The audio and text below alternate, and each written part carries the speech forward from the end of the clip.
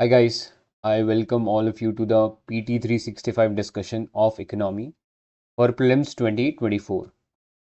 तो ये जैसा कि आप जानते हैं हमारा एक सीरीज चल रहा है PT 365 डिस्कशन का, जिसमें हम ऑलरेडी पॉलिटी कवर कर चुके हैं। जिन लोगों ने वो सीरीज़ नहीं देखा है वो हमारा जो यूट्यूब चैनल है वहाँ से इसको चेकआउट कर सकते हैं। Go to the playlist section, वहाँ पे आपको पूरा का पूरा जो डिस्कशन वीडियो है in a series of 6 video polity उसमें पूरा कवर किया हुआ है कॉम्प्रिहेंसिवली।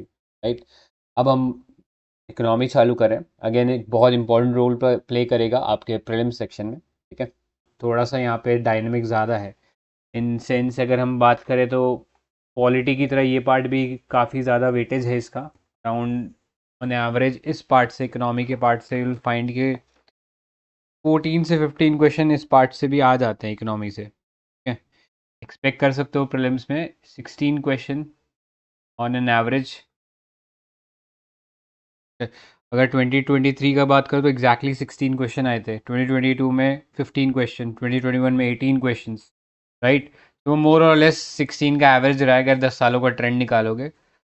इसमें भी अगर क्वेश्चन की वैरायटीज़ की बात करें तो दो टाइप के क्वेश्चन है। एक तो आपका जो कंसेप्ट आपने पढ़ा है, ठीक है, डायरेक्टली उससे क्वेश्चन हो जाएगा, या फिर दूसरा जो है ब्रॉड एक फ्रेमवर्क जो रहता है वो करंट अफेयर्स के अराउंड रिवॉल्व करता है। ठीक है, तो करंट अफेयर्स में कोई नया टॉपिक आया, कोई नया टर्म आया, या फिर कोई नया टर्म बजट के अंदर या इकोनॉमिक सर्वे में आया, तो ये सब चीज़ें पूछ ली जाती है। इसके अलावा कोई नया रिसेंट डेटा आया तो उसके बारे में थोड़ा बहुत पूछ लिया। राइट, ट्रेंड्स पूछ लिए कि पिछले 5 सालों में सपोज जीडीपी का जो ग्रोथ है वो कंसिस्टेंटली इंक्रीज कर रहा है या कंसिस्टेंटली डिक्रीज कर रहा है, तो इस टाइप के ट्रेंड भी पूछ लेते हैं। ठीक है, तो इस बार एक अच्छा न्यूज़ है अपने लिए दैट कोई हमारे लिए फुल फ्लेज बजट नहीं आया है ना, बिकॉज आपको पता है ये वाला जो ईयर है that is the election year. तो इसलिए आपको पता है फुल फ्लेज बजट नहीं आता, इंटरिम बजट आता है। फिर जो गवर्नमेंट इलेक्शन जीतती है वो एक फुल फ्लेज, मतलब बाकी रिमेनिंग जो बजट है वो निकालती है। तो इसलिए जो इस बार पेपर दे रहे हैं उनके लिए एक बोल सकते हैं लकी है ये चीज़ कि अब उनको पूरा बजट पढ़ने का इस सेंस में ज़रूरत नहीं है, क्योंकि पूरा बजट आया नहीं, इंटरिम बजट। और फिर इकोनॉमिक सर्वे भी नहीं आया है। राइट, सो उस सेंस में थोड़ा सा लोड कम है, बट अगेन क्वेश्चन तो आएंगे। राइट, उतना 16-17 का जो एवरेज चल रहा है वो तो चलता ही रहेगा। तो डेफिनेटली किसी और पार्ट से क्वेश्चन पूछा जाएगा। ठीक है, और इंटरिम बजट में भी आप एक बार चेकआउट कर सकते हो उस चीज़ को। ठीक है, तो वो भी इम्पोर्टेंट है इन द सेंस कि उससे भी सवाल बन सकते हैं। क्लियर? तो ये तो था कि कैसे थोड़ी स्ट्रैटेजी रहनी चाहिए आपकी इस बारे में, तो वो मैंने बता दिया। Now let's start with the PT 365 discussion. तो पहला चैप्टर देखते हैं, ग्रोथ एंड डेवलपमेंट। तो इसमें पहला जो टॉपिक है that is the gross domestic product, GDP estimation. तो जीडीपी आप सब लोग जानते हो, it's basically the amount of production या फिर कोई सर्विसेज दी गई है। ठीक है, जो भी मैन्युफैक्चरिंग हुई है, कोई सर्विसेज प्रोवाइड करी गई है इन अ डोमेस्टिक टेरिटरी, तो उसका जो रिजल्टेंट होता है उसको हम जीडीपी बोलते हैं। ठीक है, तो अभी न्यूज़ में इसलिए because India recorded a GDP growth of 7.8% during the April June period. ठीक है, तो ये क्वार्टर की हम लोगों ने जीडीपी ग्रोथ देखी है, which is a very good growth rate. ठीक है, compare to the size of India उस हिसाब से तो बहुत अच्छी ग्रोथ रेट है। अब जीडीपी निकालने के कई सारे तरीके होते हैं, पहले थोड़ा सा बेसिक देख लेते हैं। तो जीडीपी को निकालने के 3 तरीके हैं, प्रोडक्शन अप्रोच, नेक्स्ट है इनकम अप्रोच, और फिर आपका एक्सपेंडिचर अप्रोच। ये 3 ब्रॉड अप्रोचेज है जो हमें पता होनी चाहिए। तो प्रोडक्शन अप्रोच में हम क्या करते हैं, जितना भी लेट्स से कोई सामान है, लेट्स से हमें एक गाड़ी मैन्युफैक्चर करनी है, तो हर स्टेज पे उसमें कुछ ना कुछ एडिशन होता रहेगा। कहीं पे उसका जो चैसी है या उसका जो मेटल फ्रेम है वो तैयार होगा, कहीं पे उसमें टायर लगेंगे, कहीं पे उसमें पेंट होगा। राइट, सो ये डिफरेंट डिफरेंट स्टेजेस के ऊपर उसमें जो वैल्यू एडिशन किया गया, अगर आप उसका समेशन कर ले तो विल फाइंड के इंडिया में कितना प्रोडक्शन हुआ है। ठीक है, एक ही अप्रोच हो गया। नेक्स्ट है इनकम अप्रोच। अगर हम मानते हैं कि लेट्स से 100% वर्क कर रहे हैं कंट्री के अंदर, they are all work earning, तो वो किसी ना किसी कुछ काम कर रहे होंगे तभी अर्न कर रहे हैं, है ना। तो इस तरीके से अगर हम सब उनकी इनकम का समेशन निकाल दें तो उससे भी हमें पता लग जाएगा कि कितना जीडीपी ग्रोथ हुआ है।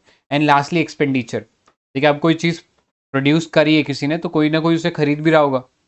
ठीक है, तो लोग कितना स्पेंड कर रहे हैं उससे भी हम लोग बेसिकली जीडीपी निकाल सकते हैं। राइट, अब तीनों अप्रोचेज में अपने अपने फ्लॉज हैं।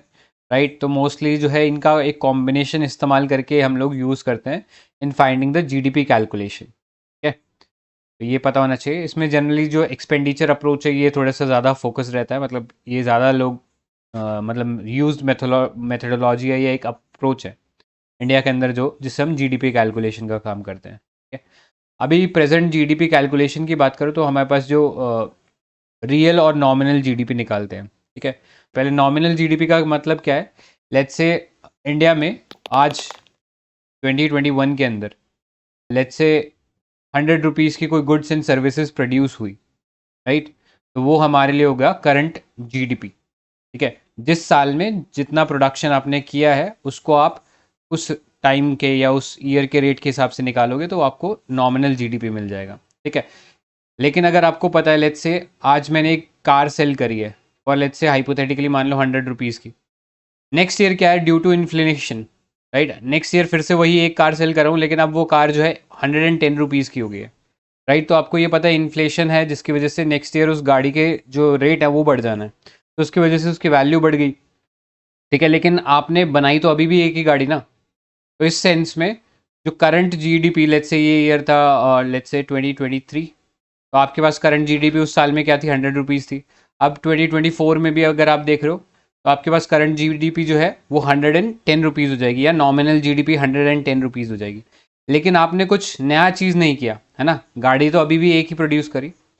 तो इस चीज़ से मतलब एक्चुअली टू गेज आउट या ये जो इन्फ्लेशन का फैक्टर हटाने के लिए हम एक दूसरा पैरामीटर इस्तेमाल करते हैं जिसे हम बोलते हैं रियल जीडीपी।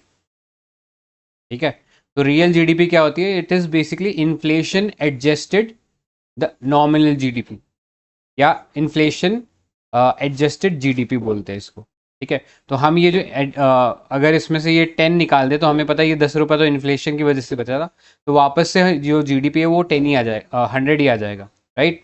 तो इस रियल जीडीपी से मुझे क्या पता लगा, कोई ग्रोथ नहीं हुई, जितना सामान पहले बेचा था उतने ही वैल्यू का सामान या उतनी ही क्वांटिटी हम अब भी बेच रहे हैं। ठीक है, तो ये डिफरेंस होता है रियल जीडीपी में और करंट जीडीपी में। क्लियर है, बेसिक कॉन्सेप्ट है। ठीक है, फिर आगे चलते हैं। नेक्स्ट कॉन्सेप्ट आपके लिए जीडीपी डिफ्लेटर का। तो जो रेशियो है नॉमिनल जीडीपी का टू रियल जीडीपी, उसको हम जीडीपी डिफ्लेटर कहते हैं। जनरली जीडीपी डिफ्लेटर इसलिए इस्तेमाल किया जाता है क्योंकि आपको करंट प्राइस पे जीडीपी तो हमेशा पता रहेगी, बिकॉज आपको पता है जो भी कंट्री के अंदर जो एक्सपेंडिचर हुआ है वो हमें गवर्नमेंट की डेटा से पता लग जाता है, उससे हम जो नॉमिनल जीडीपी है उसको निकाल सकते हैं। बट अगर रियल जीडीपी हम देखना चाहते हैं एक्चुअली कितना प्रोडक्शन में इंक्रीज हुआ है सर्विसेज की या फिर लेट्स से मैन्युफैक्चरिंग में, तो उसको हम क्या करते हैं जीडीपी डिफ्लेटर से डिवाइड कर देते हैं। ठीक है, तो उससे हमें रियल जीडीपी निकल जाती है, राइट। इसके अलावा कुछ और फैक्ट्स आपको पता होने चाहिए जीडीपी के बारे में, तो वो थोड़ा सा और बता देता हूँ इन दोनों जीडीपी में। तो nominal GDP does not take into account the effect of inflation, है ना। जैसे अगर पहले गाड़ी 100 रुपये की बिक रही थी 2023 में, तो उनके लिए नॉमिनल जीडीपी तब 100 रुपये हो गया। लेकिन नेक्स्ट ईयर भी वो एक ही गाड़ी बिकी, लेकिन अब क्योंकि इन्फ्लेशन की वजह से प्राइस 110 हो गया, तो वो उसको अकाउंट नहीं करा, वो मान रहा है कि बस 110 रुपीज़ का सेल हो गया। ठीक है, लेकिन real GDP is adjusted using inflation, right. तो इन्फ्लेशन को अकाउंट करता है और उसको फैक्टर इन करके हमें एक असली एनालिसिस देता है कि कितना ग्रोथ हुआ होगा। तो जनरली नॉमिनल जीडीपी को आप यूज़ करोगे और लेट्स से अगर आपको एक क्वार्टर को दूसरे क्वार्टर से कंपेयर करना है। ठीक है, लेट्स से जनवरी से जो मार्च वाला क्वार्टर था उसको आपको बेसिकली कंपेयर करना है अप्रैल से लेके लेट्स से जून वाले क्वार्टर से, तो आप उसमें नॉमिनल जीडीपी ले सकते हो, बिकॉज एक साल के अंदर इतना इन्फ्लेशन बढ़ता नहीं है। लेकिन रियल जीडीपी जब आप लेते हो तो आप उसे मल्टी ईयर्स में, अगर आपको किसी ईयर को कंपेयर करना है then you will use real GDP. ठीक है, लेट्स से अगर हमें कंपेयर करना है 2010 में कितना जीडीपी ग्रोथ था और उसको 2024 से कंपेयर करना है कि 2024 में कितना बेसिकली ग्रोथ हुआ है, तो वहाँ पे आप इस्तेमाल करोगे रियल जीडीपी का, बिकॉज उसके बीच में जो ऑलमोस्ट 14 साल बीत गए, जो 14 ईयर्स या एक डिकेड बीत गया, उसमें इन्फ्लेशन काफ़ी बढ़ गया होगा, इन्फ्लेशन का काफ़ी इफेक्ट आ गया होगा, है ना। तो जैसे सपोज पहले पेट्रोल 2010 के अंदर अगर हम बोले सपोज 40 रुपीज़ का बिक रहा था, अब वो आज 90 या 100 रुपीज़ का बिक रहा है, तो उसमें वो 10 सालों का इन्फ्लेशन भी अकाउंट करना पड़ेगा। तो ऐसे में nominal GDP would not be a good indicator to measure या to check the GDP growth among different years. ठीक है, तो वहाँ पे हम इस्तेमाल करेंगे रियल जीडीपी का। क्लियर। इतने पार्ट में कोई डाउट है किसी को? ठीक है, फिर आगे चलते हैं। हाँ, तो नेक्स्ट है जीडीपी कैलकुलेशंस। ये यूपीएससी ने अपने मेंस में सवाल भी पूछा था, तो हम लोगों ने जीडीपी की कैलकुलेशन सीरीज को चेंज किया। तो देखो, मैंने आपको दो पैरामीटर बता दिए जीडीपी नापने के, एक आप इस्तेमाल कर सकते हो रियल जीडीपी, एक आप इस्तेमाल कर सकते हो नॉमिनल जीडीपी। ठीक है, अब मैंने बताया आपको कि रियल जीडीपी जो है दैट इज इन्फ्लेशन एडजस्टेड। ठीक है, इन्फ्लेशन एडजस्टेड। तो इन्फ्लेशन आप एडजस्ट कैसे करोगे? जब आप एक ईयर को एज अ बेस रेफरेंस इस्तेमाल करोगे। तो रियल जीडीपी में हमेशा एक बेस ईयर भी आपको देखने को मिलता है। ठीक है, तो जब भी बेस ईयर की बात आएगी तो आपके दिमाग में तुरंत क्लिक हो जाना चाहिए that we are talking about real GDP. हम उस ईयर को बेस मान रहे हैं और उसके हिसाब से देख रहे हैं ईयर ऑन ईयर इन्फ्लेशन कितना रहा, और फिर उससे जिस ईयर में एग्जैक्टली हमें चेक करना है जीडीपी, रियल जीडीपी, उसमें एडजस्ट कर देंगे, उसको फैक्टर इन कर देंगे। ठीक है, so in 2015, the Central Statistical Office introduced a new series of national account statistic. The base year of GDP was revised from 2004 and 5 to 2011-12. Clear? तो पहले हमारा बेस ईयर ये था, फिर अभी जो एनडीए जो गवर्नमेंट आया था उन्होंने क्या किया, इसको आगे कर दिया। ठीक है, 11-12 कर दिया। राइट, तो उसकी वजह से थोड़ा एनालिसिस जो था वो चेंज हो गया था जब भी हम प्रीवियस ईयर की जीडीपी देख रहे थे उसको। क्लियर? तो the base year is revise periodically to take into account the structural changes which have been taking place in the economy to depict a true picture of the economy. ठीक है, तो एक तो ये reason हो गया कि क्यों हम लोगों ने चेंज किया इस जीडीपी के बेस ईयर को, ताकि जो स्ट्रक्चरल चेंजेस आए इकोनॉमी में वो रिफ्लेक्ट होने लग जाएं, है ना। अब हम हमेशा के लिए तो 2004 को रेफरेंस नहीं रख सकते, इकोनॉमी का स्ट्रक्चर बहुत चेंज हो गया है फ्रॉम 2004। राइट, ऑलमोस्ट अब तो बोल सकते हैं 2 डेकेड बीत चुके हैं, 2 दशक बीत चुके हैं। तो इसलिए उसको थोड़ा सा आगे बढ़ाना ज़रूरी है ताकि जो प्रेजेंट पिक्चर है वो रिफ्लेक्ट हो उसमें। दूसरा, this new series was in line with the recommendation of System of National Accounts 2008, the international guidelines on the compilation of national accounts। तो बेसिकली यूएन का ये जो बॉडी है या यूएन का ये बनाया हुआ एक सिस्टम है, सिस्टम ऑफ नेशनल अकाउंट्स। तो उन्होंने बेसिकली एक अकाउंट का अकाउंटिंग फॉर्मेट बनाया है जिसके थ्रू कंट्रीज़ को अपना जो भी जीडीपी डेटा है वो इस तरीके से फैक्टर करना है या इस तरीके से स्टोर करना है ताकि उसका बेटर कंपैरिजन हो सके अमंग डिफरेंट कंट्रीज। राइट, सो कहीं ना कहीं हम लोगों ने ये जो जीडीपी का जो चेंज किया है सीरीज को, ठीक है, या बेस ईयर को जो चेंज किया है, that is to comply with the system of national accounts of 2008 given by UN. ठीक है, तो अब आपके पास दो आर्ग्यूमेंट्स हो गए, और भी आप फिर फर्दर आर्ग्यूमेंट्स लिख सकते हो। ठीक है, तो ये यूपीएससी ने मेंस में पूछा था इसलिए मैंने थोड़ा ज़्यादा जोर दिया है इस पर। अब आगे चलते हैं। अब देखो, जीडीपी से आपको एक तो ये पता लग गया कि कितनी ग्रोथ हुई है कंट्री के अंदर। ठीक है, एक तो ये एडवांटेज मिल गया that you have a number और you have an empirical evidence to show कि भैया इतना ग्रोथ हो गया कंट्री के अंदर। दूसरा, let's say you want to compare countries, let's say we want to compare India with China. Right, so उस केस में भी हमें जीडीपी ग्रोथ का जो डेटा है that will help us to compare कि कौन सी कंट्री ने ज़्यादा बेटर जीडीपी ग्रोथ में परफॉर्म किया, ज़्यादा बेटर ग्रोथ हुई है। अब यही सेम डेटा जो है this could be use by the investors, है ना। इन्वेस्टर्स इस डेटा का इस्तेमाल करके दे कैन अंडरस्टैंड कि कौन सी कंट्री ज़्यादा ग्रो कर रही है और कहाँ पे अगर वो पैसा इन्वेस्ट करेंगे तो उनका पैसा, उसका अच्छा रिटर्न उन्हें मिलेगा। राइट, तो ये सारी चीज़ें हैं जो कि जीडीपी काम आती है, लेकिन इसके साथ साथ जीडीपी का नुकसान भी है। राइट, तो ये पार्ट थोड़ा सा मेंस के लिए है, बट अगेन लेट्स से कभी कंसेप्चुअल क्वेश्चन आ जाए तो आपको पता होना चाहिए कि जीडीपी कहाँ काम नहीं आएगा। तो ये देखो, GDP does not take into account the externality such as crime, pollution. ठीक है, हो सकता है कहीं पे जीडीपी ग्रोथ बहुत अच्छी हो लेकिन वहाँ पे पॉल्यूशन बहुत बढ़ रहा हो। ठीक है, इनइक्वालिटी बहुत बढ़ रही हो। राइट, जैसे इंडिया का केस ही मान लो, 1% जो है या जो 10% है, दे ओन 90% ऑफ इंडियाज़ वेल्थ। ठीक है, in fact more than 90% of the India's wealth. तो ये सब चीज़ें नहीं रिफ्लेक्ट होगी, जीडीपी भले ही बढ़ रही हो लेकिन ये सब चीज़ें नहीं दिखती।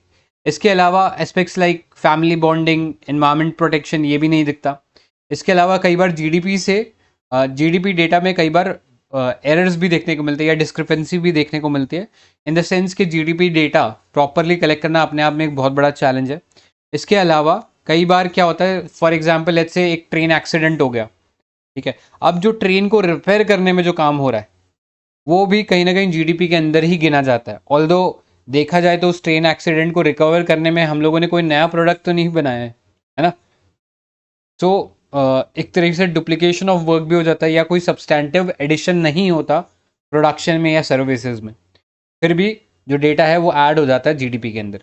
Next lastly non inclusion of social expect, ठीक है, लोगों की कैसी हेल्थ है, क्वालिटी ऑफ एजुकेशन क्या है, ये सब चीज़ें भी अकाउंट में नहीं आती हैं। इसके अलावा जो लोग हैं जो इनफॉर्मल इकोनॉमी में काम करें, ठीक है, जैसे हम घरों के अंदर काम वाली बाई आती है, ठीक है, हाउस हेल्प्स आती हैं, तो इनका सबका जो है पैसा जो है कहीं ना कहीं ये जीडीपी डेटा के अंदर नहीं जाता है, राइट। तो इस सेंस में थोड़ा सा प्रॉब्लमैटिक है कि जीडीपी डेटा को कंप्लीटली रिलाई नहीं कर सकते to understand the true picture, ठीक है। तो ये हो गया जीडीपी की बात। अब आपको पता है एक और टर्म होता है जीवीए, ठीक है, ग्रॉस वैल्यू एडेड, राइट। तो फॉर्मूला पता है किसी को जीवीए का? What is the formula of GVA?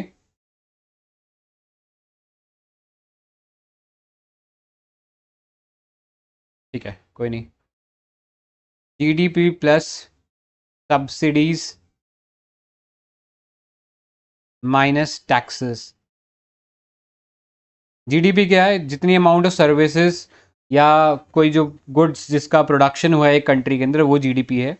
अब उसमें आप सब्सिडी ऐड कर दो, सब्सिडी मतलब गवर्नमेंट कुछ आपको पैसा रिबेट दे रही है, जैसे होता है ना इलेक्ट्रिसिटी की सब्सिडी दे रही है, मतलब इलेक्ट्रिसिटी आपको कम अमाउंट में दे रही है, तो वो आप उसमें ऐड कर दो, माइनस उसमें टैक्सेस कर दो, तो आपके पास जीवीए निकल जाएगा, ठीक है। तो जीवीए बेसिकली प्रोड्यूसर ओरिएंटेड होता है और जीडीपी जो होता है वो कंज्यूमर ओरिएंटेड होता है, ठीक है।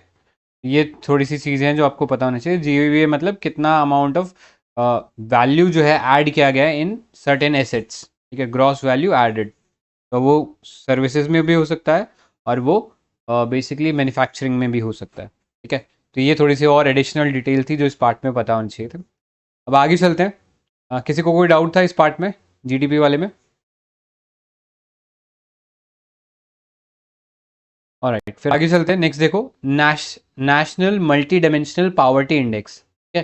तो ये वाला जो पावर्टी इंडेक्स है हम लोगों ने उठाया है, ये पावर्टी इंडेक्स एक्चुअली हमारे पास ग्लोबल लेवल पे एक मल्टी डायमेंशनल पावर्टी इंडेक्स है जो आपको पता होनी चाहिए कौन सी ऑर्गेनाइजेशन निकालती है। तो that is UNDP, United Nation Development Programme UNDP, और Oxford poverty and human development initiative. तो ऑक्सफोर्ड जो यूनिवर्सिटी है उसके अंदर ये एक इंस्टीट्यूट है, Oxford poverty human development initiative.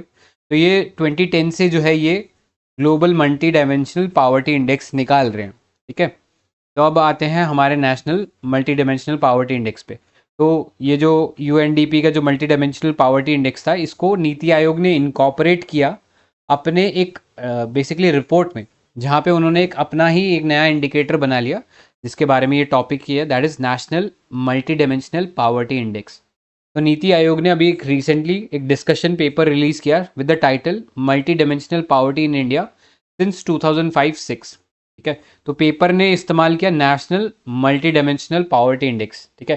तो आपको आइडिया लग गया कि जो यूएनडीपी का मल्टी डायमेंशनल पावर्टी इंडेक्स है उसी से इंस्पायर होकर नीति आयोग ने अपना एक national multi dimensional poverty index बनाया, जिससे कि हम इंडिया के अंदर multi dimensional poverty basically understand कर सकते हैं, ठीक है।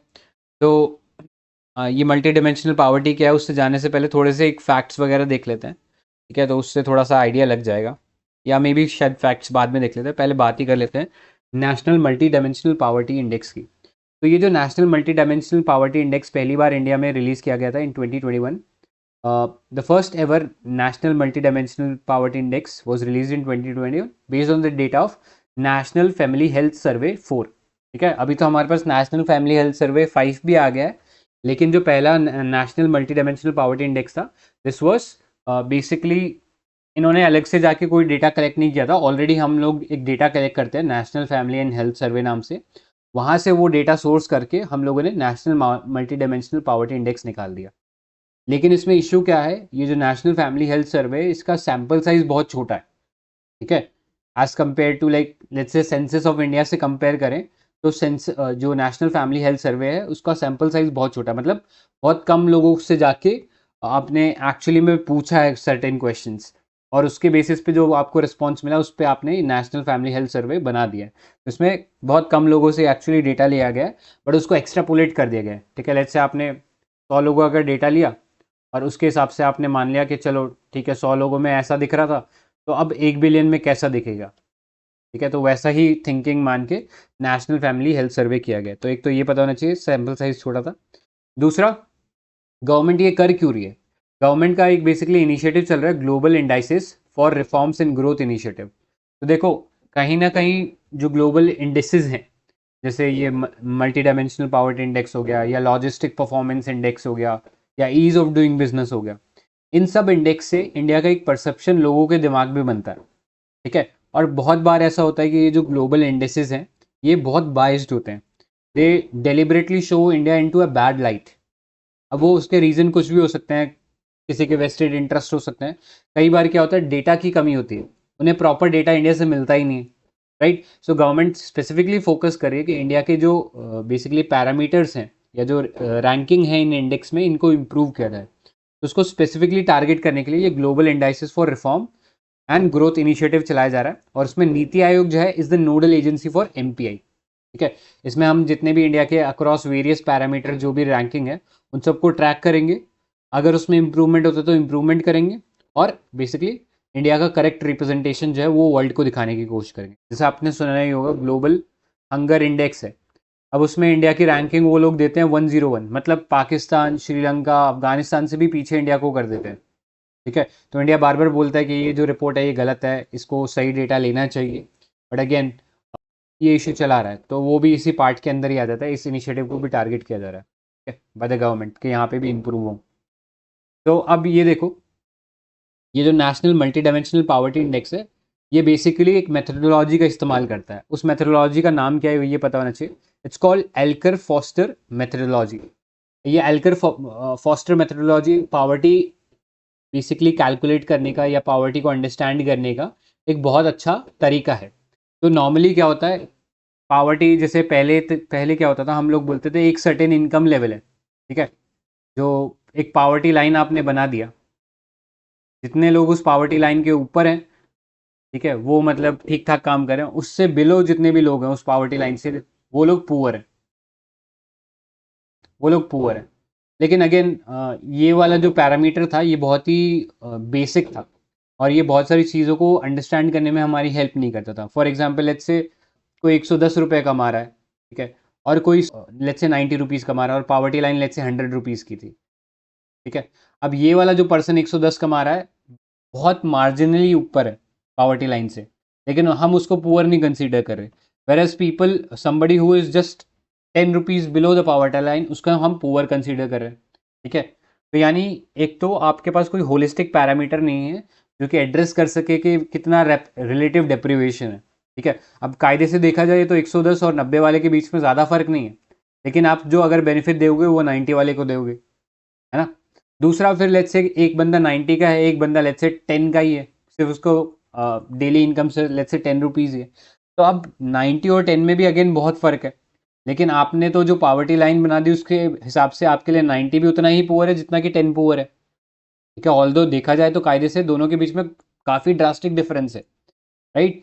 तो ये जो अप्रोच थी जहाँ पे आप एक पावर्टी लाइन बना के बेसिकली पावर्टी को अंडरस्टैंड करने की कोशिश कर रहे थे, ये काफ़ी बेसिक थी और ये एक्चुअली में जो रिलेटिव डेप्रिवेशन था उसको अंडरस्टैंड करने में हेल्प नहीं करता। तो एल्कर और फॉस्टर ने जो तरीका बनाया इसके थ्रू हमें इंसिडेंट्स पता लग जाता है, मतलब कितने लोग पुअर है, ठीक है, हमें ये पता लग जाता है कितने लोग एक जनसंख्या में पुअर है या गरीब है। दूसरा हमें उनकी डेप्थ भी पता लग जाती है, मतलब हमें इतना पता लग जाता है कि वो उनकी जो पावर्टी है वो किस लेवल की पावर्टी है, ठीक है। जैसे हम अभी ये जो इनकम लेवल पावर्टी है हम सिर्फ उसे इनकम के लेवल में अंडरस्टैंड करें, ठीक है। लेट्स से ये 100 रुपये वाला पर्सन अगर किसी गांव में जाके रहता है, ठीक है, गांव में अगर वो 100 रुपये कमा रहा है तो उसका गुजारा चल सकता है एक बार को, लेकिन अगर लेट्स से ये 100 रुपये वाला पर्सन किसी सिटी में चला जाएगा तो उसका गुजारा बिल्कुल हो ही नहीं सकता, ना, बिकॉज वहाँ पे जो लैंड का कॉस्ट है वो बढ़ जाता है, चीज़ें महंगी हो जाती हैं, right. So in that sense again जो इंटेंसिटी है उसको अंडरस्टैंड करने में हेल्प नहीं करता ये वाला जो पावर्टी लाइन वाला जो मेथड था। बट इस केस में हमें इंटेंसिटी भी पता लग जाती है, बिकॉज हम पावर्टी को मल्टी डायमेंशनल तौर पे देखते हैं।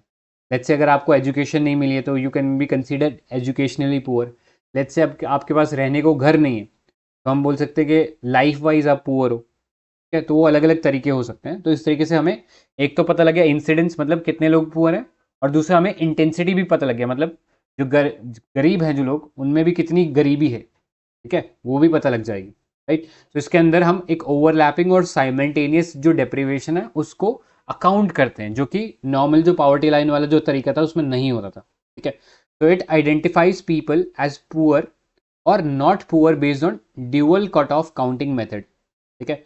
तो the Alkire Foster methodology uses a technique जहाँ पे एक individual is considered multi dimensionally poor if their deprivation score equals or exceeds India's national multi-dimensional poverty cutoff of 33%, 33.3%। मतलब इनके जो पैरामीटर्स हैं उनमें अगर आप 1/3 पैरामीटर्स में पुअर आ रहे हो तो you will be considered multi dimensionally poor. तो ये लाइन इंपॉर्टेंट है, ठीक है। 1/3 पैरामीटर्स में अगर आप पुअर हो then only you will be considered as multi dimensionally poor, ठीक है। अब ये पैरामीटर्स क्या है ये देख लेते हैं। तो यहाँ पे आप देख सकते हो हमारा जो national multi dimensional poverty index है इसमें टोटल 12 इंडिकेटर्स हैं, ठीक है। और जो यूएनडीपी और ओपीएचआई ऑक्सफोर्ड पावर्टी एंड जो ह्यूमन डेवलपमेंट इनिशिएटिव था उसका जो मल्टी डायमेंशनल पावर्टी इंडेक्स था उसमें केवल 10 पैरामीटर थे, बट इंडिया वाले में 2 पैरामीटर और जोड़ दिए गए, इसलिए हमारा जो national multi dimensional poverty index है दैट हैज़ 12 इंडिकेटर्स। तो इसमें क्या 2 जोड़े गए हैं ये पता होना चाहिए। पहला तो मैटरनल हेल्थ जोड़ा गया है और दूसरा बैंक अकाउंट जोड़ा गया, ठीक है। अब इन्होंने ब्रॉडली 3 डायमेंशंस रखे हैं। पहला डायमेंशन रखा है हेल्थ, ठीक है, आपका स्वास्थ्य कैसा है, दूसरा आपका एजुकेशन लेवल कैसा है, और तीसरा आपका स्टैंडर्ड ऑफ लिविंग कैसा है, ठीक है। तो ये 3 डायमेंशंस हैं, तो इनका 1/3 वेटेज हो गया, ठीक है। हेल्थ 1/3 हो गया, एजुकेशन 1/3 हो गया, और स्टैंडर्ड ऑफ लिविंग 1/3 हो गया। तीनों को ऐड कर दोगे तो आपके पास 1 मिल जाएगा, है ना, टोटल समेशन। अब इन डायमेंशंस के अंदर मल्टीपल इंडिकेटर्स हैं। जैसे अगर हेल्थ की बात करें तो हेल्थ में 6 इंडिकेटर्स हैं हमारे पास। न्यूट्रिशन हो गया, चाइल्ड एंड एडोलेसेंट मोर्टेलिटी मतलब मौत, अगर किसी बच्चे की मौत हो जाती है तो उसको कंसीडर करते हैं, और मैटरनल हेल्थ, ठीक है। तो ये 3 पैरामीटर्स हैं जिसकी वजह से इनका अगर वेटेड एवरेज देखा जाए या वेटेड इनका परसेंटेज देखा जाए तो आपको मिलेगा न्यूट्रिशन 1/6, फिर चाइल्ड एंड एडोलेसेंट मोर्टेलिटी 1/12, और फिर मैटरनल मोर्टेलिटी का 1/12। तो अगर आप इन तीनों नंबर्स को जोड़ दोगे तो आपको 1/3 मिल जाएगा, ठीक है, जो कि हेल्थ का बेसिकली वेटेज था, राइट। अब ये जो टर्म्स एंड न्यूट्रिशन है, चाइल्ड एडोलेसेंस एंड मोर्टेलिटी है, जो नॉर्मल हम टर्म्स पढ़ते हैं उनसे थोड़ा सा डिफरेंट है, बिकॉज यहाँ पे आपको स्पेसिफिक कंडीशन पता होनी चाहिए, ठीक है। तो कंडीशंस देख लेते हैं। सपोज पहला आप न्यूट्रिशन देखो, तो न्यूट्रिशन में किसको हम मानेंगे कि वो पुअर है।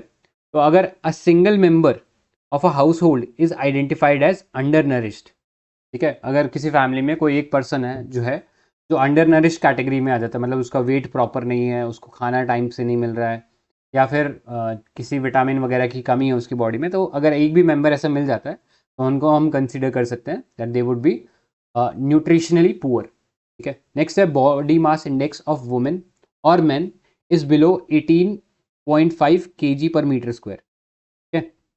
अगर बॉडी मास इंडेक्स जो है आपका 18.5 kg पर मीटर स्क्वायर से कम है तो अगेन आपको न्यूट्रिशनली पुअर कंसिडर किया जा सकता है। फिर नेक्स्ट है any child between the age of 0 to 59 months is found to be undernourished, ठीक है। 59 मतलब 5 साल से कम का जो बच्चा है, राइट, अगर वो भी अंडर नरिश मिलता है तो उसको भी न्यूट्रिशनली पुअर कंसिडर करेंगे। फिर नेक्स्ट देखो child adolescent and mortality rate. तो एनी चाइल्ड और adolescent under the age 18 years has died in the household, ठीक है।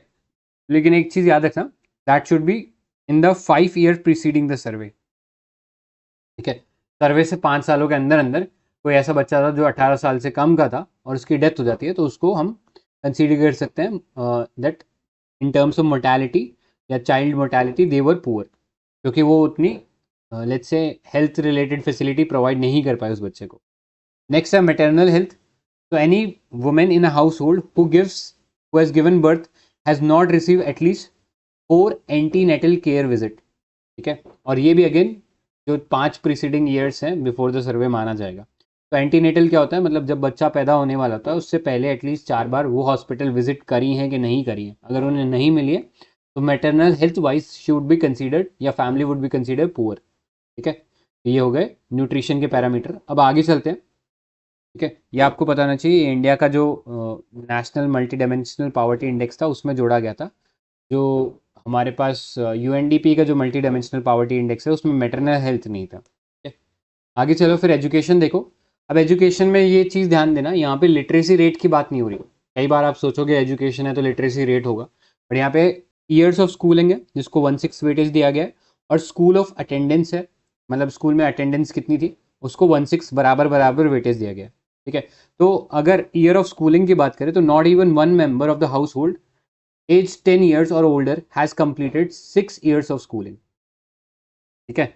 अगर घर का कोई बच्चा है जिसका 10 साल से अधिक उम्र है, ठीक है, और उसने 6 साल स्कूलिंग नहीं अगर किया है अपने पूरे जीवन में, तो उसको ईयर वाइज जो है स्कूलिंग के हिसाब से हम पुअर कंसिडर कर सकते हैं। नेक्स्ट, स्कूल अटेंडेंस की बात करें तो any school age child is not attending school up to the age of which he और she should have completed class 8, ठीक है।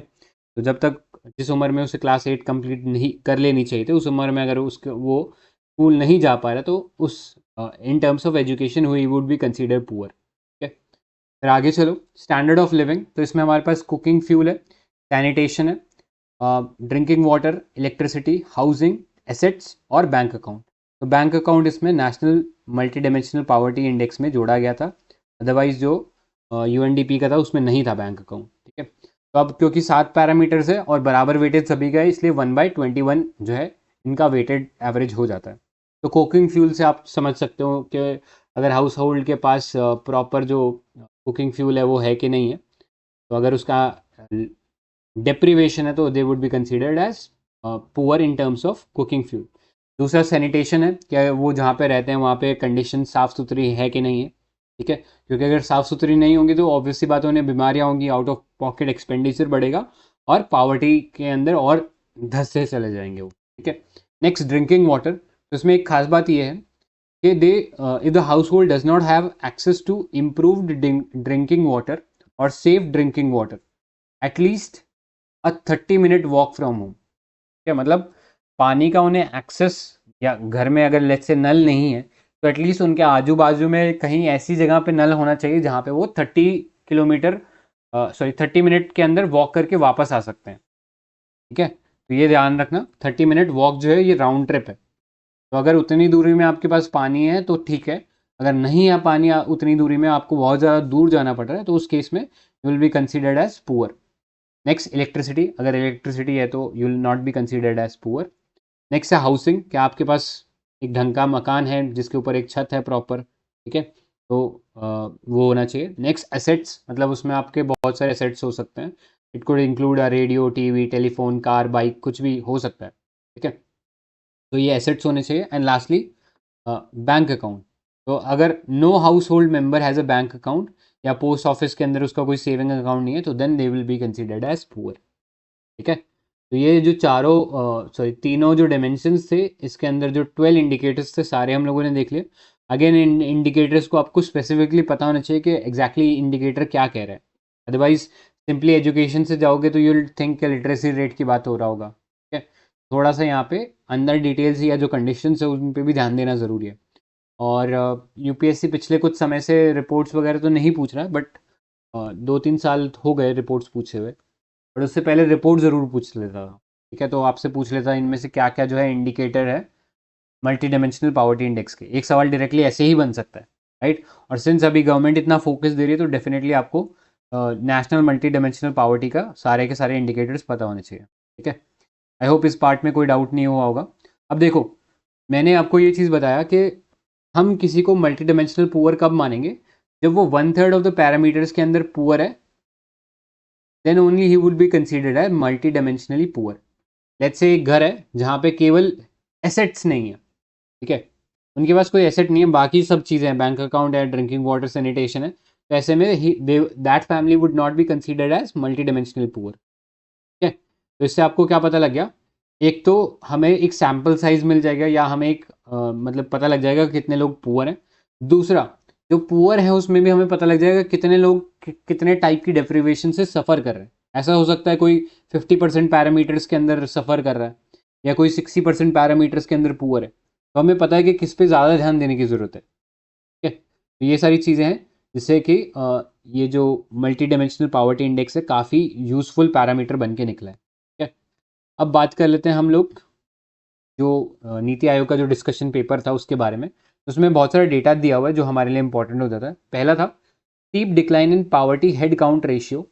तो हमारा जो मल्टी डायमेंशनल पॉवर्टी इंडेक्स है दैट हैज़ डिक्रीज फ्रॉम 29.17% जो कि 2013-14 में था टू 11.23% इन 22-23, ठीक है। तो एक बहुत ह्यूज नंबर, अराउंड 18% जो है हम लोगों ने मल्टी डायमेंशनल पॉवर्टी में से लोगों को निकाल लिए, विच is a very good thing, ठीक है। इन टर्म्स ऑफ नंबर आपके पास ये नंबर ऑलमोस्ट अराउंड 25 करोड़ आ जाएगा। तो 25 crore people have escape multi dimensional poverty in the last 9 years. तो अगेन एक बहुत सिग्निफिकेंट डेवलपमेंट है। ये दिखाता है कि इंडिया ने कितनी प्रोग्रेस करी है इन रिमूविंग पीपल और in taking people out of poverty, ठीक है। तो वो अच्छी चीज़ है। Next, the pace of decline in the poverty head count has been much faster between 2015-16 to 2019-21, ठीक है। तो जो बेसिकली अभी जो प्रेजेंट गवर्नमेंट है एक तरीके से उनको बेसिकली वो बता रहे हैं कि उनका काम अच्छा है, जिसके कारण ये जो पॉवर्टी के अंदर जो डिक्लाइन हुआ वो ज़्यादा फास्टर हुआ है as compare to 2005-6 to 2015-16, clear. तो ये भी अगेन आपको एक इन्फॉर्मेशन है जो पता होना चाहिए। कई बार सिंपली ट्रेंड पूछ लेता आपसे कि क्या ट्रेंड रहा है, कब फास्टर हुआ है removal of people from poverty और कब स्लोअर हुआ है, तो ये डेटा आपको हेल्प करेगा वो बताने में।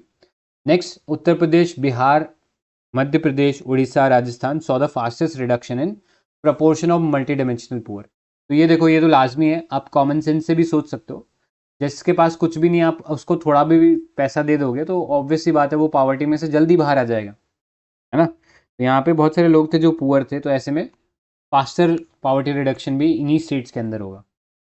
Next, all 12 indicators saw statistically significant reduction, मतलब सभी इंडिकेटर्स में रिडक्शन हुआ है, विच इज़ गुड थिंग, ठीक है। ऐसा कोई पैरामीटर नहीं रहा जहाँ पे हम लोग रिडक्शन नहीं कर पाए, सभी पैरामीटर्स में रिडक्शन किया गया। लेकिन कुकिंग फ्यूल और हाउसिंग जो है उसमें सबसे ज़्यादा हम लोगों ने जो डेप्रिवेशन है वो लोगों का कम किया। तो इसमें आप गवर्नमेंट की जैसे स्कीम्स हो गई, जैसे गैस सिलेंडर दे रहे थे, पीएम उज्ज्वला स्कीम बोल सकते हो, जिसके अंदर कुकिंग फ्यूल प्रोवाइड किया गया, ठीक है। उन सब में जो डिप्रिवेशन है सबसे तेज़ी से कम हुआ।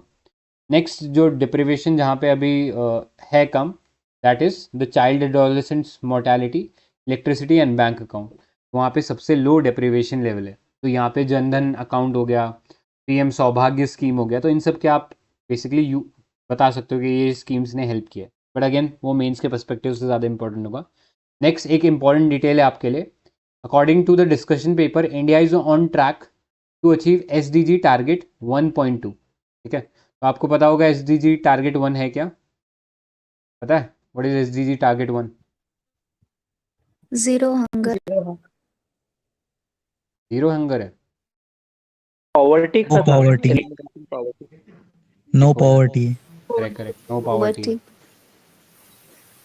तो ध्यान देना यार, बहुत बेसिक है, मतलब पहले में लुढ़क गए तो फिर आगे तो क्या ही बोले आगे और 17 है, ठीक है, पहले में नहीं लुढ़कना एटलीस्ट। तो ये पता होना चाहिए नो पॉवर्टी है ये, क्लियर। तो जो ये 1.2 लिखा है ये अंडर, अगर आप SDG 1 को भी और निकालोगे, खोलोगे उसको, तो उसमें डिफरेंट पिलर्स आपको मिलेंगे। तो 1.2 is directly talking about reducing multi dimensional poverty, clear. तो उसको अचीव करने में हम ऑलमोस्ट अपना टारगेट अचीव करने के लिए ऑन ट्रैक है, ठीक है। तो ये एक अच्छी चीज़ है हमारे लिए, राइट। अब देखो इसमें कुछ और टर्म्स दिए गए हैं, जैसे एक सब indexes of the national multi dimensional poverty index, तो उसमें एक दिया है हेड काउंट रेशियो। तो हेड काउंट रेशियो क्या होता है, जब भी आप हेड काउंट करते हो मतलब बेसिकली आप लोगों की गिनती कर रहे हो, यानी आप बताना चाह रहे हो कि कितने लोग एक्चुअली पुअर है. So the portion of multi dimensional poor in the population is arrived by dividing the number of multidimensional poor persons by total population. ठीक है, तो जितने भी number of multi dimensional poor people हैं उनको divide कर दो टोटल पॉपुलेशन से, तो आपको हेड काउंट मिल जाएगा. तो जिससे आप बता सकते हो कि इतने लोग जनता के अंदर पुअर है. राइट. नेक्स्ट है इंटेंसिटी ऑफ द पुअर या इंटेंसिटी ऑफ पावर्टी. इसका क्या मतलब है, जो गरीब है वो कितने गरीब है. ठीक है, कि मतलब जैसे मैंने बताया कि लेट्स से किसी की एनुअल इनकम डेली की इनकम 90 रुपीज़ है, किसी की लेट्स से 10 ही रुपीज़ है, तो उन दोनों के बीच में जो क्या डिफरेंस है, ठीक है, कितने इंटेंसिटी है, वो उसके बारे में भी बताता है. ठीक है, तो average proportion of deprivation which is experience by multi dimensionally poor individual. तो ये अगेन इस नंबर को आपको निकालना है, तो इसमें थोड़ी सी कॉम्प्लेक्स है कॉम्पिटिशन. यहाँ पे हम लेते हैं weighted deprivation scores of all poor people are summed and then divided by total number of poor people. ठीक है, तो यहाँ पे बेसिकली क्या करते हैं, लेट्स से ये जो ऊपर हम लोगों ने इंडेक्स देखा था, ठीक है, लेट्स से किसी के पास हाउस नहीं है, तो ऐसे नंबर ऑफ पीपल जिनके हाउस नहीं है उनको मल्टीप्लाई कर दोगे 1/21 के फैक्टर से. ठीक है, तो ये एक वेटेड एवरेज निकल जाएगा आपके पास. सिमिलरली लेट्स से कोई स्कूल अटेंडेंस में किसी की कमी है, तो उतने नंबर ऑफ पीपल को मल्टीप्लाई कर दोगे 1/6 से. ठीक है, तो ऐसे करके एक वेटेड एवरेज निकालोगे और उसको फिर डिवाइड कर दोगे total number of poor people से. ठीक है, तो थोड़ा कॉम्प्लेक्स कंप्यूटेशन है यहाँ पे. एवरेजेस का जो चीज़ है वो लगता है स्टैटिस्टिक्स वाले लोगों को ज़्यादा बेटर समझ में आएगा ये चीज़.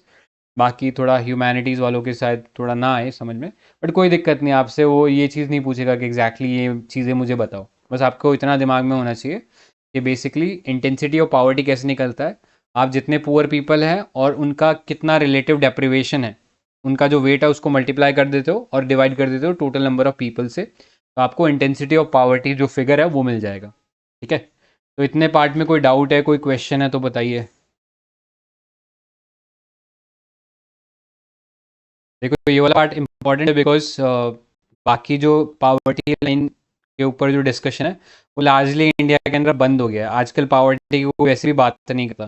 ठीक है, तो अब नीति आयोग बात कर रहा है इतने समय के बाद मल्टी डायमेंशनल पावर्टी की. फॉर दैट रीज़न ये टॉपिक काफ़ी इंपॉर्टेंट हो जाता है. और फिर आपने ये भी आर्ग्यूमेंट देख लिया कि क्यों multi dimensional poverty is a better indicator as compare to the primitive या जो बेसिक पावर्टी लाइन वाला जो एस्टिमेशन था उससे कितना बेटर है. हेलो. हाँ बोले तुषार. हाँ. हाँ, मेरे को एक क्वेश्चन इसमें ये पूछना था, जैसे इंडिया में कौन सा फॉलो करते हैं हम लोग पॉवर्टी कैलकुलेशन के लिए, इनकम मेथड या कैलोरीज वाला, इसमें थोड़ा डाउट था.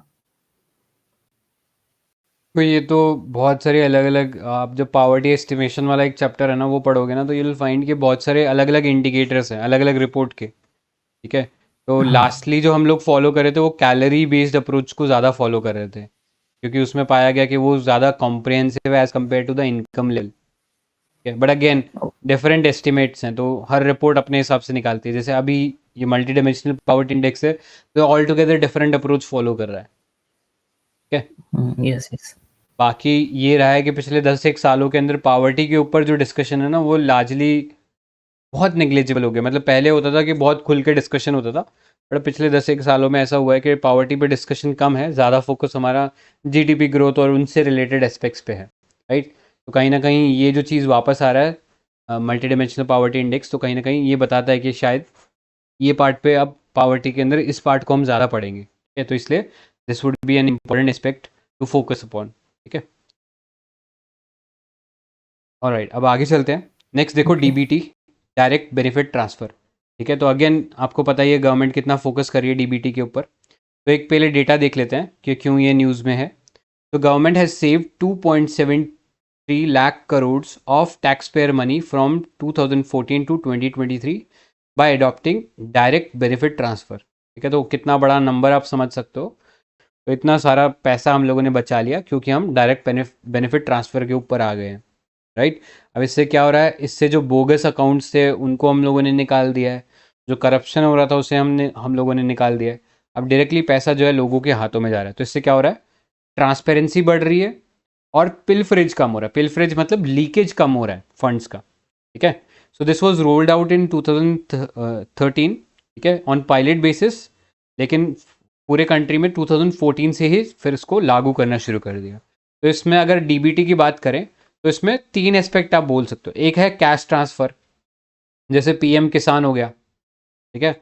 हर महीने साल में 6,000 रुपये जो है फार्मर्स को दिए जाते हैं अंडर पीएम किसान स्कीम। ऐसे मनरेगा हो गया, आपने मनरेगा के अंडर जाके काम किया, आपको उसका जो भी पैसा है सीधा आपके बैंक अकाउंट में मिल जाएगा, ठीक है? दूसरा है in kind transfer. In kind मतलब आप कैश नहीं दे रहे हो, कैश के बदले कुछ सामान दे रहे हो। जैसे पीडीएस होता है, पब्लिक डिस्ट्रीब्यूशन सिस्टम, या राशन शॉप्स हो गई। तो आपको खाते में राशन आता है, आपको करना क्या है, बस वहाँ पे जाना है, अपना जो भी राशन का आपके पास कार्ड है उसको दिखाना है, आपका आधार स्कैन होगा और उसके बेसिस पे आपको जो भी बेसिकली ग्रेन्स था, जो भी आपका फूड आइटम्स थे, वो आपको मिल जाएंगे, ठीक है? तो वो जो डायरेक्ट एंट्री हो जाएगी कि इस पर्सन ने इतना जो राशन था वो ले लिया। पहले क्या होता था कि पर्सन आता था, उसको बोल देते थे कि तुम्हारा राशन अभी आया ही नहीं है, और फिर उसको वो जो फेयर प्राइस शॉप वाला जो पर्सन था वो आगे ब्लैक मार्केट में बेच देता था। लेकिन अब उस पर्सन को पता है कि हाँ, उसके जो अलॉटेड राशन था वो आ चुका है और वो उसको ले सकता है, ठीक है? In that sense in kind जो ट्रांसफ़र है वो कहीं ना कहीं कैश के अलावा जो ट्रांसफर्स है वो भी डीबीटी के थ्रू हो जाते हैं। इसके अलावा अदर ट्रांसफर्स रहते हैं। कई बार जो गवर्नमेंट होते हैं वो नॉन गवर्नमेंट फंक्शनरीज जैसे एनजीओ हो गए, आशा वर्कर्स हो गए, आंगनवाड़ी वर्कर्स हो गए, इनकी जो सैलरी है वो भी अगेन डीबीटी के थ्रू ही इनको भेजता है, ठीक है? सो ये डिफरेंट एस्पेक्ट हो गए कैसे डीबीटी दिया जाता है, ठीक है? नेक्स्ट, अब डीबीटी के लिए नोडल एजेंसी की बात करें तो कौन सी नोडल एजेंसी है? डीबीटी के लिए हमारा डीबीटी मिशन है under the cabinet secretariat under secretary. Disbursement are channelled through public finance management system, ठीक है? तो पहले क्या होता था, पूरा का पैसा जो है वो पूरा लेजर में नोट होता था कि फाइनेंस मिनिस्ट्री ने लेट्स से 1,000 रुपये दिए, फिर आगे वो 1,000 रुपये जो थे वो let's say ministry of health को गए, ठीक है? फिर हेल्थ ने आगे अलग डिपार्टमेंट को कुछ पैसा डिवाइड किया। तो इस तरीके से पेपर पे लिखा जाता था। अब ये पेपर को ट्रांसफ़र करना, फाइल वर्क इससे बहुत होता था। ऐसे में पैसे को भेजना, और फिर भेजकर क्या होता था, वो बैंक को जो मिनिस्ट्रीज थी उनके अकाउंट में पड़ा रहता था, ठीक है? वो उसका यूज़ ही नहीं करते थे। लास्ट में जब उनको पता लगता था कि साल ख़त्म होने वाला है, और क्योंकि आपको पता है जैसे ही साल ख़त्म होता है तो जो पैसा उन्होंने यूज़ नहीं किया वो वापस गवर्नमेंट के अकाउंट में आ जाएगा, तो वो पैसे को फटाफट यूज़ करना चालू करते हैं। तो पहले तो ये भी नहीं था, पहले तो वो पैसा पड़ा ही रहता था, ठीक है? तो अब क्या है, हम लोगों ने उसको इस प्रॉब्लम को रिमूव करने के लिए और सिस्टम को और रोबस्ट बनाने के लिए हम लोगों ने पब्लिक फाइनेंस मैनेजमेंट सिस्टम लाए। अब क्या है, सेंट्रल जब भी जो फाइनेंस मिनिस्ट्री है जब भी वो पैसा भेजती है, लेट्स से किसी मिनिस्ट्री को भेजती है, तो वो ट्रैक कर सकती है कि वो पैसा मिनिस्ट्री को पहुंच गया, और फिर वो ये भी ट्रैक कर सकती है कि उस मिनिस्ट्री ने उस पैसे को खर्च किया है कि नहीं किया। अगर लेट्स से वो मिनिस्ट्री उस पैसे को खर्च नहीं कर रही है तो मिनिस्ट्री ऑफ फाइनेंस जो है उस पैसे को रीराउट कर सकती है, ठीक है? लेट्स से हेल्थ के अंदर पैसे की ज़्यादा ज़रूरत है, और लेट्स से फर्टिलाइज़र मिनिस्ट्री है, वहाँ पे जो पैसा अभी पड़ा हुआ है अनयूटिलाइज है, तो अगर हमें रीराउट करना है तो अब हम रीराउट कर सकते हैं, बिकॉज गवर्नमेंट को बेटर आइडिया है कि ये जो फर्टिलाइज़र मिनिस्ट्री है ये पैसे का यूज़ ही नहीं कर रही है, ठीक है? तो इस तरीके से कहने का मतलब ये है कि पब्लिक फाइनेंस मैनेजमेंट सिस्टम आने से हमारा जो यूटिलाइजेशन फैक्टर है फंड्स का वो इम्प्रूव हो गया, ठीक है? ये इंपॉर्टेंट है, पता होना चाहिए। आगे चलते हैं। अब आधार जो रिक्वायरमेंट है is not mandatory in DBT schemes, ये पता होना चाहिए। अब डीबीटी कैसे प्रमोट हो रहा है तो आपको पता ही है, जैम ट्रिनिटी बोलते हैं हम लोग।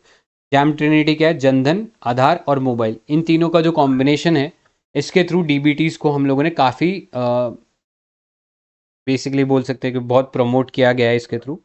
आप जनधन में क्या है, आपको एक अकाउंट खुलवा दिया, आधार एक यूनिक लिंकेज है, और मोबाइल जो है आपको उसको यूज़ करने का एक टूल हो गया, इंटरफेस हो गया, ठीक है? तो ये जनधन का जो ट्रिनिटी है इसके through leakage proof, well targeted, cashless and timely manner में फंड्स का जो डिसबर्समेंट है वो हो जाता है।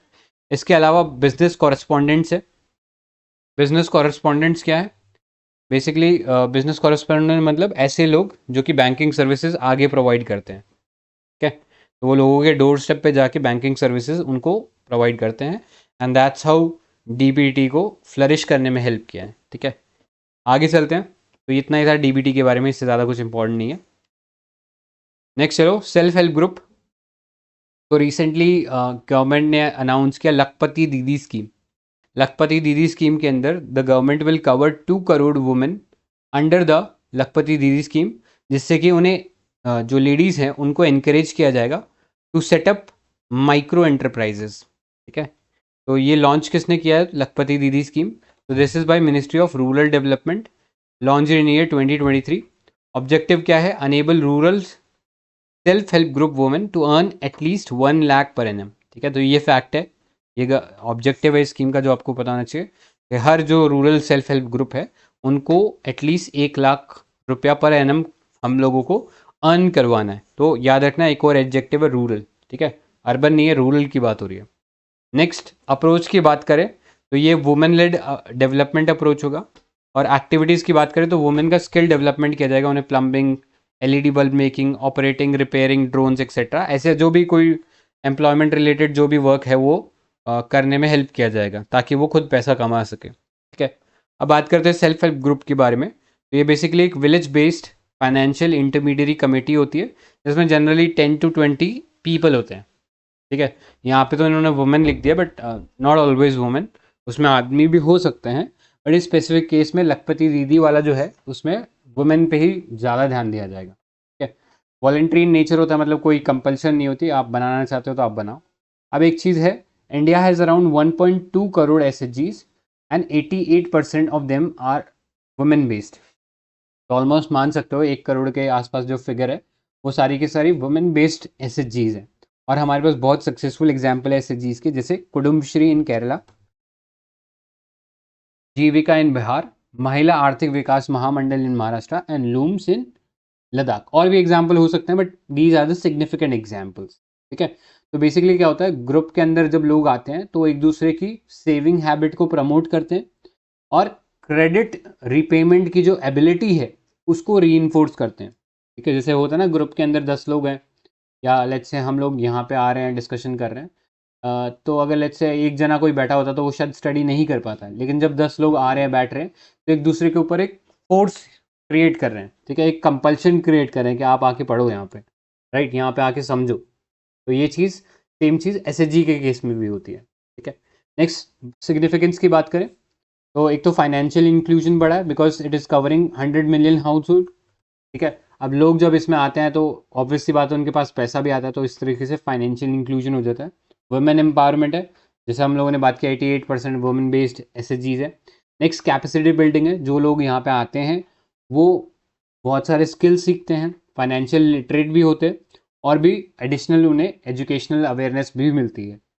नेक्स्ट पावर्टी एलिविएशन भी एक एडेड बेनिफिट है, जब लोग आते हैं पैसा सेव करते हैं, लोन लेते हैं, कुछ इकोनॉमिक एक्टिविटी करते हैं तो ऑब्वियस सी बात है उनका इनकम या सेविंग बढ़ता है जिससे वो पावर्टी से बाहर आ जाते हैं। Next increase in income and saving जो बताया। And lastly decline in share of informal loans. ठीक है, तो गाँव में जनरली कमी यही रहती है कि इनफॉर्मल लोन लेने जाते हैं लोग और वहाँ पे उन्हें बहुत हाई इंटरेस्ट मिलता है जिसकी वजह से वो डेट ट्रैप में फंस जाते हैं। ठीक है, डेट ट्रैप में फंस जाते हैं। तो अगर SHGs होंगे तो उन्हें फॉर्मल लोन मिलेगा और कम, और वो भी कम इंटरेस्ट रेट पे, जिसे वो इजीली चुका पाएंगे और डेब्ट ट्रैप में नहीं फंसेंगे। ठीक है, दिस वाज द सिग्निफिकेंस। बाकी अब ये स्कीम्स है तो पुरानी है, nothing significant in these schemes, ये देख लेना। इसमें बस ये देख लो, Deendayal Antyodaya Yojana, national rural livelihood mission DAY NRLM, तो 2011 में स्टार्ट हुआ था as national rural livelihood mission. बाद में जब NDA गवर्नमेंट आया तो उन्होंने उसका नाम चेंज करके ये दीनदयाल अंत्योदय योजना आगे उसमें जोड़ दिया। इसमें बेसिकली काम क्या था या फीचर क्या था इसका, the government is focusing to organise rural poor women into SHGs, continuously nurturing and supporting them. ठीक है, तो बेसिकली वही है, पुअर जो रूरल वुमेन है उन्हें SHGs में इकट्ठा करवाएं ताकि उनका स्किल डेवलपमेंट हो और उससे वो अपनी इकोनॉमिक जो एक्टिविटीज़ है उसको और बढ़ावा दे सकें जिससे उनकी इनकम बढ़े। ठीक है, बाकी छोटी मोटी स्कीम्स है तो वो उतना सिग्निफिकेंट नहीं है, इसको रीड कर लेना जिसको मन करे, ये इतना काम का नहीं है। नेक्स्ट आ जाओ, SHG bank linkage project, ministry of rural development है, उनके अकॉर्डिंग जो है ये डेटा मिला है कि bank loans of up to 7.6 lakh crore have been accessed by SHGs as of November 2023। तो आप समझ सकते हो कि अभी हम लोगों ने थोड़ी सी देर पहले बात करी थी कि ज़्यादातर जो पुअर रूरल पीपल थे वो पुअर इसलिए थे बिकॉज वो इनफॉर्मल तरीके से लोन उठाते थे और ऐसे वो डेट ट्रैप में फंस जाते थे, ठीक है। लेकिन अब क्योंकि फॉर्मल चैनल से या एस के थ्रू ये जो रूरल लोग हैं अब पैसा उठा रहे हैं, तो ऑब्वियस सी बात है कि अब कहीं ना कहीं वो डेट ट्रैप में नहीं फंसेंगे और अपने जो इकोनॉमिक एम्पावरमेंट कर सकते हैं या पावर्टी एलिविएशन हो सकता है उनका, कि गरीबी से बाहर आ सकते हैं, ठीक है। तो एसएचजी बैंक लिंकेज प्रोजेक्ट की बात करें तो it's a saving led micro finance model by NABARD in 1992, ठीक है। इसमें under this programme banks are allowed to open saving accounts accessing credits at subsidise rate of interest for self help group, ठीक है। तो उन लोगों का पहले अकाउंट खोलो और उन्हें जो इंटरेस्ट है वो एक सब्सिडाइज रेट पे दो। सब्सिडाइज मतलब लेट्स से नॉर्मली आप पर्सनल लोन लेने जाते हो तो आपको 11 से 14% के ऊपर मिलता है, ठीक है। लेकिन अगर कोई एसएचजी का पर्सन लोन लेने जाएगा तो उसे थोड़ा सब्सिडाइज रेट पे मिलेगा, उसे हो सकता है कि ये इंटरेस्ट 7 से 8% पे मिल जाए, ठीक है, या और भी कम पे मिल जाए, वो डिपेंड करेगा किस टाइप का बैंक है, क्या गवर्नमेंट की स्कीम है, ठीक है। तो ये बेसिक आइडिया है। नेक्स्ट, इसके अलावा जो एसएचजी बैंक लिंकेज जो है उसमें ब्रांच मैनेजर जो है उनकी भी ट्रेनिंग होगी। इसके साथ साथ बैंकिंग कॉरस्पॉन्डेंट, इस केस में बैंकिंग कॉरस्पॉन्डेंट्स का क्या नाम है, bank sakhis at rural bank branch, ये सब लोग हेल्प करेंगे जो एसएचजीज हैं उनको अकाउंट खुलवाने में, उनको फाइनेंशियली लिटरेट करने में, ठीक है, ताकि वो और बेटर तरीके से जो फॉर्मल फंडिंग है उससे पैसा उठा सके, ठीक है। बाकी ये phases of development again not important, ठीक है, आगे चलते हैं। अब एक छोटा सा रिपोर्ट है दैट यू शुड नो। अभी ये रिपोर्ट था titled micro matters macro view. This report was release by micro finance industry network MFIN, ठीक है। तो ये याद रखना एमफिन, इसके और भी कई इनिशिएटिव आपको कहीं और देखने को मिलेंगे, तो याद रखना MFIN is association of non banking finance company micro finance institutions, ठीक है, establish in 2009। It is an umbrella body of micro finance institution. तो माइक्रो फाइनेंस इंस्टीट्यूशन क्या होते हैं, ऐसे इंस्टीट्यूशन जो बहुत छोटे अमाउंट का लोन देते हैं, ठीक है, जैसे 10,000 5,000 6,000। तो गांव में लोगों को इतनी ही ज़रूरत होती है, तो ऐसे जो इंस्टीट्यूट जो इस टाइप का छोटा लोन दे सकते हैं उनको हम एमएफआईज या माइक्रो फाइनेंस इंस्टीट्यूट बोल सकते हैं। एमफिन बेसिकली ऐसे ही एनबीएफसी मतलब नॉन बैंक फाइनेंस कंपनीज की एक ग्रुपिंग है, ठीक है, क्लियर। अब इसकी फाइंडिंग क्या थी, तो इसमें क्लियरली बोला गया कि NBFC MFIs followed by banks are the largest provider of micro credit among other regulated entities, ठीक है। तो बेसिकली सबसे ज़्यादा जो छोटे अमाउंट का माइक्रो क्रेडिट का जो लोन है वो दिया जाता है इन माइक्रो फाइनेंस इंस्टीट्यूशन के द्वारा, उसके बाद बैंक्स का नंबर आता है। नेक्स्ट, एमएफआईज का जो ग्रॉस नॉन परफॉर्मिंग एसेट है that has decrease from 5.6% to 2.7%। Let's say non performing asset का मतलब क्या होता है कि लेट्स से मैंने 100 रुपये का लोन किसी को दिया और अप टिल 90 डेज उसके ऊपर ना कोई इंटरेस्ट आया ना कोई प्रिंसिपल आया, तो उसको मैं बोलूँगा कि that asset is non performing. मतलब अब उससे रिटर्न आने की प्रोबेबिलिटी काफ़ी कम हो गई है, अब वो जो पैसा दिया गया था उससे कोई रिटर्न नहीं आ रहा, तो उसको हम बोलेंगे non performing asset. Next, the share of east and north east fell to 34.9% from 37.7% from last, ठीक है। तो जो शेयर था ईस्ट और नॉर्थ ईस्ट में जहाँ पे ये पैसा उठाया जा रहा था, एमएफआईज का पैसा लिया जा रहा था, वो थोड़ा कम हो गया, ठीक है। यानी और स्टेट्स ने अब एमएफआईज का इस्तेमाल करना ज़्यादा कर दिया और एमएफआईज का एनपीए जो है वो कम हो गया, विच इज़ अ गुड थिंग, ठीक है। मतलब ज़्यादा लोन जो है वापस रीपे किए जा रहे हैं, क्लियर। कोई डाउट है इतने पार्ट में?